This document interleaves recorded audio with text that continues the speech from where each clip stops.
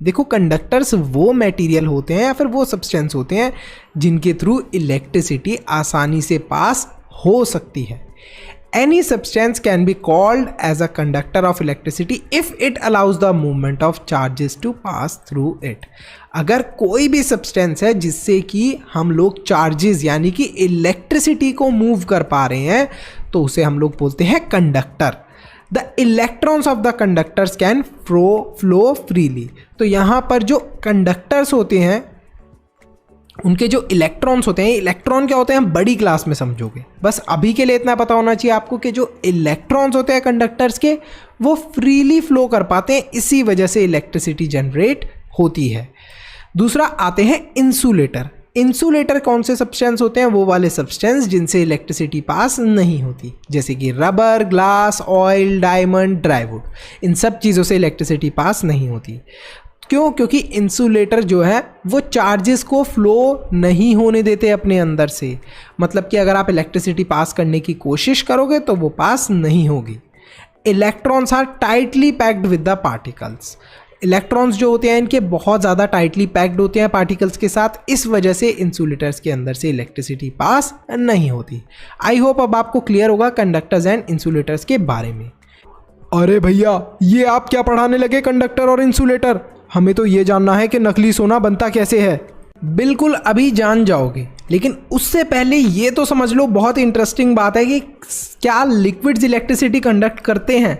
देखो कुछ ऐसे लिक्विड्स होते हैं जो इलेक्ट्रिसिटी कंडक्ट करते हैं और जबकि कुछ ऐसे लिक्विड्स होते हैं जो कि इलेक्ट्रिसिटी को कंडक्ट नहीं करते। तो जो इलेक्ट्रिसिटी को कंडक्ट करते हैं उन्हें बोल देते हैं कंडक्टर्स, और जो नहीं करते इलेक्ट्रिसिटी को कंडक्ट लिक्विड्स उनको पुअर कंडक्टर ऑफ इलेक्ट्रिसिटी बोल देते हैं। अगर मैं तुम्हें एक बहुत सरप्राइजिंग बात बताऊं वाटर के बारे में, कि जो वाटर होता है स्पेशली डिस्टिल्ड वाटर, उससे इलेक्ट्रिसिटी कंडक्ट नहीं होती क्योंकि उसके अंदर कोई भी सॉल्ट्स प्रेजेंट नहीं होते। अरे भैया लेकिन ऐसा कैसे हो सकता है? अगर वाटर से इलेक्ट्रिसिटी कंडक्ट नहीं होती तो फिर मम्मी क्यों मना करती रहती हैं कि गीले हाथों से कभी भी बिजली के पास नहीं जाना चाहिए या किसी भी बिजली की चीज़ को नहीं छूना चाहिए? मोटू लाल, तुम्हारी मम्मी बिल्कुल सही बोलती हैं। तुमने मेरी बात पर ज़रा ध्यान नहीं दिया। मैंने क्या बोला? सिर्फ डिस्टिल्ड वाटर से इलेक्ट्रिसिटी कंडक्ट नहीं होती। डिस्टिल्ड वाटर के अंदर कोई भी सॉल्ट्स नहीं होते, लेकिन जो हमारे घर पर पानी आता है इसके अंदर सॉल्ट्स और मिनरल्स मिले हुए होते हैं। इसी वजह से हम लोगों को मना करा जाता है कि गीले हाथों से कभी भी स्विच को ऑन या फिर ऑफ मत करो, नहीं तो झटका लग जाएगा, सच में झटका लग जाएगा।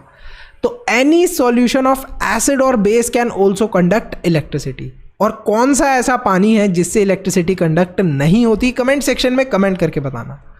How do liquids conduct electricity?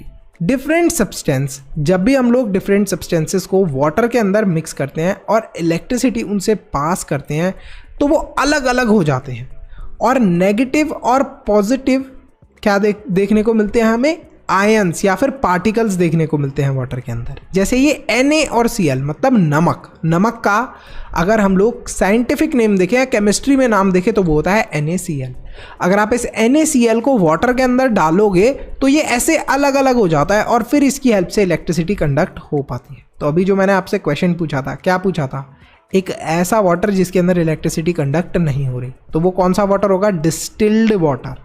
अच्छा, अब इसके अंदर मुझे इलेक्ट्रिसिटी कंडक्ट करनी है, क्या करूँगा? अरे नमक डाल दूंगा। देखा ना, NaCl जैसे ही नमक को डालूंगा ये अलग अलग हो जाएंगे पानी के अंदर जाकर और फिर पानी के अंदर से इलेक्ट्रिसिटी पास होने लग जाएगी हमारे डिस्टिल्ड वाटर में से। The more is the number of ions in a liquid the better conductor it is of electricity. जितना ज़्यादा हम लोग आयंस देखेंगे पानी के अंदर उतना ही अच्छा वो वाटर इलेक्ट्रिसिटी का कंडक्टर होगा।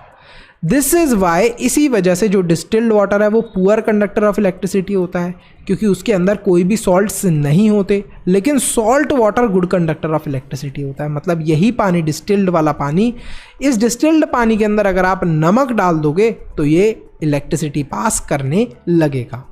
अच्छा, अगर हमें टेस्ट करना है कहीं से इलेक्ट्रिसिटी पास हो रही है, थोड़ी पास हो रही है, ज़्यादा पास हो रही है, तो हम लोग LED बल्ब्स का इस्तेमाल क्यों करते हैं टेस्टिंग के लिए?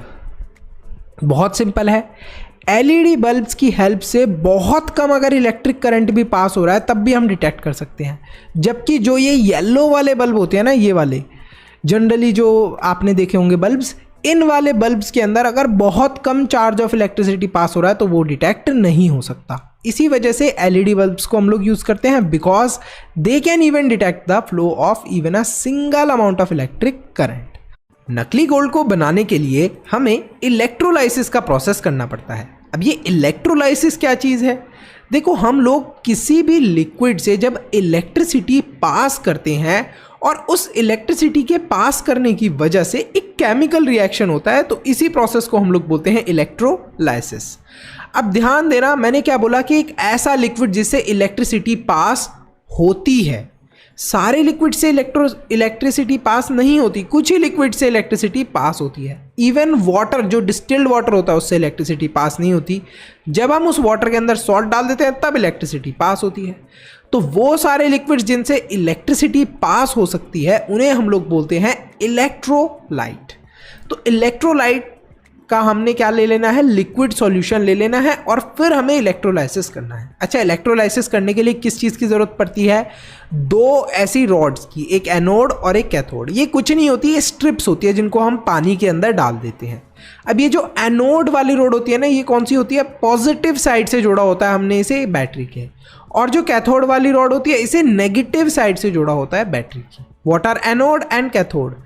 पॉजिटिवली चार्ज इलेक्ट्रोड जो होता है उसे हम लोग बोलते हैं एनोड। अब ये जो स्ट्रिप थी ना, इसे बोलते हैं हम लोग साइंस की लैंग्वेज में इलेक्ट्रोड। और जो नेगेटिवली चार्ज इलेक्ट्रोड है उसे क्या बोला है हमने? कैथोड। जो नेगेटिवली चार्ज इलेक्ट्रोड है उसे कैथोड बोला है। और ये कहाँ पर कनेक्टेड है? ये कनेक्टेड है बैटरी के नेगेटिव टर्मिनल पे, नेगेटिव वाली साइड में। What are anions and cations? देखो, अनायंस और कटायंस भी दिख रहे होंगे आपको। तो ये वो सारे आयन्स हैं जो कि वाटर के अंदर प्रेजेंट होते हैं। अब आयन क्या होता है थोड़ा बड़ी क्लास में समझोगे, बट ये समझ लो ये वो सारे चार्जेस हैं जो वाटर के अंदर प्रेजेंट होते हैं। जब हम इलेक्ट्रिसिटी पास करते हैं किसी इलेक्ट्रोलाइट वाले सॉल्यूशन से, तो जो भी उसके अंदर आयन्स होते हैं पॉजिटिव वाले, वो कहाँ पर जाते हैं? नेगेटिव साइड पर, इस कैथोड वाली रॉड के पास में। और एनोड वाली रॉड के पास में कौन से हमारे आयंस जाएंगे? नेगेटिव वाले। क्योंकि आपको याद होगा मैथ्स में भी हम ये पढ़ते हुए आए हैं कि positive attracts negative, vice versa. जो नेगेटिव वाली रॉड है वो किसको अट्रैक्ट करेगी? पॉजिटिव वाली चीज़ों को। तो जो आयंस हमारे नेगेटिवली चार्ज होते हैं उन्हें बोलते हैं हम लोग एनायन, और जो पॉजिटिवली चार्ज होते हैं उन्हें क्या बोलते हैं हम लोग? उन्हें बोलते हैं कटायन। तो आपको याद रखना है अनायन and cation. Effect of an electric current. देखो क्या क्या इफेक्ट होते हैं इलेक्ट्रिक करंट के। सबसे पहले तो हम लोग इलेक्ट्रिक करंट से हीटिंग इफेक्ट जनरेट कर सकते हैं। इलेक्ट्रिक करंट से क्या हो सकता है? हीटिंग इफेक्ट हो सकता है। दूसरा, मैकेनिकल इफेक्ट हमें देखने को मिलता है, मतलब कि आपने स्विच ऑन करा तो करंट की हेल्प से ज़ोर से फैन रोटेट होने लगता है। और फिर मैग्नेटिक इफेक्ट भी हम लोग कर सकते हैं। मैग्नेटिक इफेक्ट क्या होता है ज़रा एक बार देख लेते हैं। तो यहाँ पर आप देख सकते हो कि एक्सपेरिमेंट हमने ये करा है। क्या करा है हमने? सिंपली एक बैटरी को कनेक्ट करा है और उससे हम लोग इलेक्ट्रिसिटी पास कर रहे हैं और बीच में रख दिया हमने कंपास को। तो जैसे ही देखो करंट पास हो रहा है, ये कंपास की जो नीडल है ये डिफ्लेक्ट हो रही है, मतलब कि हिल रही है। तो इसे ही हम लोग बोलते हैं magnetic effect of electric current. तो ये भी हम लोग देख सकते हैं और इसको एक्सपेरिमेंट के थ्रू हमने बहुत अच्छे से समझ लिया है। तो अब हम आगे डिटेल में और इस चैप्टर को पढ़ते हैं। नेक्स्ट हमने देखा केमिकल इफेक्ट। अभी हमने ऊपर पढ़ा था ना थोड़ा सा। अब ये वाला जो इलेक्ट्रोलाइसिस वाला प्रोसेस है, अब इसे डिटेल में समझने वाले और गोल्ड बनाने का तरीका भी समझने वाले। आप लोग सब फिर गोल्ड बना पाओगे। देखो, magnetic effect of electric current हमने समझ लिया। नेक्स्ट हम देख रहे हैं केमिकल इफेक्ट। इलेक्ट्रिक करंट की हेल्प से हम लोग केमिकल एनर्जी या फिर केमिकल रिएक्शंस भी कर सकते हैं, जैसे कि इलेक्ट्रोप्लेटिंग। अब इलेक्ट्रोप्लेटिंग क्या? नकली गोल्ड बनाने का तरीका। अब नकली गोल्ड बनाने के तरीके में क्या होता है? अरे चीकू देखो, जमीन पर इतना सारा सोना, मजे आ गए हमारे। तो अब तो स्कूल जाने की भी जरूरत नहीं है, पढ़ने की भी जरूरत नहीं है। अरे सही बोला मोटूलाल तुमने, अब तो मेरे मजे आ गए। अब मैं सही मज़ा चखाऊंगा अपने मम्मी पापा को। मैं हमेशा फ्री फायर के डायमंड्स खरीदने के लिए पैसे मांगता था, मुझे मना कर देते थे। अब मैं देखो कितने सारे डायमंड्स खरीदूंगा फ्री फायर के अंदर। प्लान तो बहुत अच्छा है चीकू तुम्हारा। चलो इस सोने को जाकर बेचते हैं और आज अमीर हो जाते हैं दोस्त। मैं हूँ बंटी बदमाश, और मोटू और चीकू लाल क्या लाए हो आज बेचने के लिए? अरे बंटी बदमाश भैया, ये सोना है, इस सोने को आप खरीद लो, हम आपको थोड़ा बहुत डिस्काउंट भी दे देंगे। अरे वाह मोटू लाल और चीकू, ये तो बहुत सारा सोना है। रुको मैं इसे चेक कर लेता हूँ। अरे मोटू लाल और चीकू, तुम मुझे बेवकूफ़ बनाने की कोशिश कर रहे थे। ये तो नकली सोना है, पकड़ो इन्हें, इनकी पिटाई करो। अरे अरे बंटी बदमाश, हमें नहीं पता था ये नकली सोना है। आखिरकार नकली सोना बनता कैसे है, हमें तो ये भी नहीं पता। सॉरी बंटी बदमाश, हम चले जाते हैं, हमें मारो मत। अरे यार मोटू लाल, हमारा आइडिया तो फेल हो गया। बंटी बदमाश ने मारा इतनी बुरी तरीके से हम लोगों को। अरे यार, लेकिन ये नकली सोना है बनता कैसे है, मुझे ये जानना है। अरे मन्नू भैया के पास चलते हैं यार, वही हमें बताएंगे कि नकली सोना कैसे बनता है। अब नकली गोल्ड बनाने के तरीके में क्या होता है, इलेक्ट्रोप्लेटिंग के प्रोसेस के अंदर हम लोग मेटल कोट कर देते हैं एक दूसरे मेटल के ऊपर। मतलब सर समझ नहीं आया। देखो, जब मैं असली गोल्ड की बात करता हूं तो वो कुछ इस तरीके का दिखता है, सॉलिड गोल्ड कुछ इस तरीके का दिखता है, अंदर से भी गोल्ड होता है और बाहर से भी गोल्ड होता है। लेकिन इलेक्ट्रोप्लेटिंग के अंदर क्या होता है, ये जो इलेक्ट्रोलाइसिस वाला प्रोसेस है, इसके थ्रू पता है क्या कर देते हैं, किसी भी चीज़ के ऊपर, कोई भी मेटल की चीज़ हो गई, जैसे कि आप मान लो ये हमारा कंपास हो गया, इस कंपास के ऊपर भी हम लोग क्या कर सकते हैं, इलेक्ट्रोप्लेटिंग कर सकते हैं, गोल्ड की प्लेटिंग कर सकते हैं। अच्छा सर, इसका मतलब क्या है? जैसे ये पूरा कंपास है, इसके ऊपर बड़ा ही पतला सा एक हमने गोल्ड की कवरिंग चढ़ा दी। क्या चढ़ा दी हमने? बड़ी पतली सी गोल्ड की कवरिंग। तो यहाँ पर आप देख सकते हो, इस पिक्चर के थ्रू भी समझ सकते हो कि क्या हुआ है, प्लेटिंग कर दिया है गोल्ड की बड़ी पतली सी। तो इसी चीज़ को हम लोग बोलते हैं गोल्ड प्लेटेड, यानी कि सोना। कौन सा सोना बना है? ये नकली वाला।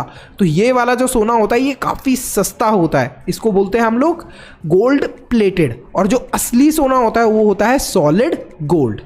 तो इलेक्ट्रोप्लेटिंग ऐसा प्रोसेस होता है जिसके अंदर हम एक मेटल की कोटिंग कर देते हैं दूसरे मेटल के ऊपर with the help of electrolysis process. अच्छा, ये इलेक्ट्रोप्लेटिंग वर्क कैसे करता है? देखो, कुछ नहीं करना आपको, बहुत सिंपल सा प्रोसेस है। अब यहाँ पर हमारे पास सिल्वर की स्पून है, चांदी की स्पून है और एक प्लेट है हमारी गोल्ड की। इस गोल्ड वाली प्लेट को हमें कनेक्ट करना है बैटरी में पॉजिटिव साइड से, और इस सिल्वर वाली स्पून को किससे कनेक्ट करना है? नेगेटिव साइड से। और जो हमें वाटर ये सॉल्यूशन लेना है, मतलब जो वाटर वाला सॉल्यूशन लेना है वो होना चाहिए गोल्ड क्लोराइड। लिक्विड सॉल्यूशन जो होना चाहिए वो गोल्ड क्लोराइड का होना चाहिए। अब क्या करना है, हमें इलेक्ट्रिसिटी पास करनी है। जैसे ही मैं इलेक्ट्रिसिटी पास करूंगा, इस गोल्ड से कुछ पीसेस क्या करेंगे, इस सिल्वर की स्पून के ऊपर आकर चिपक जाएंगे, एक कोटिंग कर देंगे, और इसी चीज को हम लोग बोलते हैं इलेक्ट्रोप्लेटिंग। अच्छा, ये इलेक्ट्रोप्लेटिंग हो गई और हमारा नकली गोल्ड बन गया। The electrode used are made up of different materials. One of the electrode is of the same metal of which the electrolytic solution is. तो यहाँ पर देखो, जो इलेक्ट्रोलाइटिक सॉल्यूशन था वो क्या था? Gold chloride. और इसी का ये मेटल एक बना हुआ था जो एनोड वाली प्लेट पे थी हमारी, किसकी थी? गोल्ड कलर, गोल्ड की प्लेट थी। The second electrode needs to be material on which we want to coat another material. तो यहाँ पर हमें सिल्वर के ऊपर कोट करना था गोल्ड को, तो यहाँ पर ये हमारा सेकेंड मटेरियल हो गया। In case we want to plate gold upon silver, one electrode should be of gold and the other electrode should be of silver. तो हमने ऐसा ही करा, एक इलेक्ट्रोड किसका था? गोल्ड का, और दूसरा इलेक्ट्रोड किसका था? सिल्वर का। और इलेक्ट्रोलाइटिक सॉल्यूशन किसका था? गोल्ड क्लोराइड का। तो यहाँ पर हमारा गोल्ड प्लेटिंग का प्रोसेस आई होप आपने समझ लिया होगा। तो अब आप भी बहुत सारा नकली सोना बना सकते हो। अच्छा, मुझे मत भूल जाना नकली सोना बनाना सीख के। एप्लीकेशन ऑफ इलेक्ट्रोप्लेटिंग, देखो इलेक्ट्रोप्लेटिंग कहाँ कहाँ पर ज़रूरी है। सबसे पहले तो किचन के अंदर जो बहुत सारे आपके इक्विपमेंट होते हैं, बाथ मतलब जो आपके बाथरूम के अंदर टैप्स होते हैं, कार के कुछ पार्ट्स हो गए, इन सब के ऊपर कुछ कोटिंग हो रखी होती है। किस चीज़ की हो रखी होती है? क्रोमियम की कोटिंग हो रखी होती है, जिससे कि ये ज़्यादा समय तक चलते रहें, इनके ऊपर जंग ना लगे। मेडिकल इक्विपमेंट किसके बने होते हैं? निकल के, which is harmful to human body. तो इस वजह से इनके ऊपर भी हमें कोटिंग करनी पड़ती है, किसकी? प्लेटिनियम की या गोल्ड की, जिससे कि ये निकल के इक्विपमेंट किसी ह्यूमन बीइंग के लिए डेंजरस ना रहे। दूसरा, ज्वेलरी हम लोग बनाते हैं। अब देखो ये दोनों आपको ब्रेसलेट्स दिख रहे होंगे, इसमें से आप बताओ गोल्ड प्लेटेड कौन सा है या फिर नकली कौन सा है? नहीं बता सकते हम लोग देख के। ये वाला जो ब्रेसलेट है गोल्ड प्लेटेड है, और ये वाला जो ब्रेसलेट है ये असली गोल्ड का बना हुआ है। तो यहाँ पर ज्वेलरी के लिए भी हम लोग इलेक्ट्रोप्लेटिंग को यूज़ करते हैं। ज्वेलरी ऑफन हम लोग बना सकते हैं काफ़ी सस्ते दाम पर with the help of electroplating. तो यहीं पर जो हमारा चैप्टर है वो ख़त्म होता है। अब आपके लिए एक सवाल है मेरे पास। अच्छा, एप्लीकेशंस ऑफ इलेक्ट्रोप्लेटिंग बताना है आपको, बताना है what is application of electroplating. तो यहाँ पर आपको क्या करना है? इलेक्ट्रोप्लेटिंग की एप्लीकेशंस बतानी है। और इस चैप्टर के ख़त्म होने के साथ साथ मैं